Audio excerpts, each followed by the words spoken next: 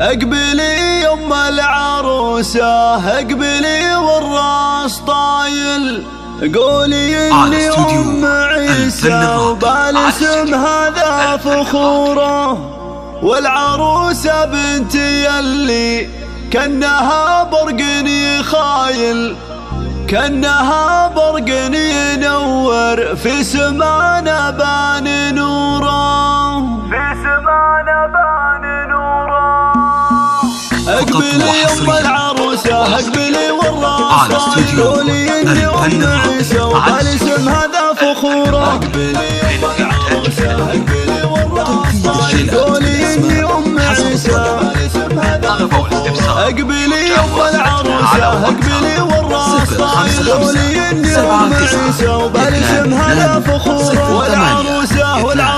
والعروسة بنتي اللي كأنها برقني خايل، كأنها برقني ينور في سمانا بان نوره، والعروسة بنتي اللي كأنها برقني خايل، كأنها برقني ينور في سمانا بان نوره، والعروسة هي فايزة عربه جد واصايل، كأنها بدر تجلى نور الأرض بظهوره، فقط وحصريا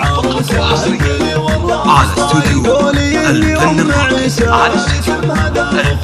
يا عروستنا تباهي وافخري بين القبائل، وافخري باخوانك اللي منبع الطيب وجذوره، والبسي ثوب السعادة والفرح جعله دليل، يا عسى ثوب السعادة ينبت بدربك زهوره، اقبلي ام العروسة اقبلي والراس طايل، قولي اني ام عيسى اسم هذا فخوره، بنت ابوها الغالي اللي كاسب طيب الفعايل، يحفظه رب الخلايق وافخري به يا العروسة، افخري به يا فايزة فخر في ابوك الغالي، قولي انك تاج راسي وبهجة القلب وسروره، افخري به يا فايزة فخر في ابوك الغالي، قولي انك تاج راسي وبهجة القلب وسروره، اقبلي ام العروسة اقبلي والراس طايل، قولي اني ام عيسى فقط وحصريا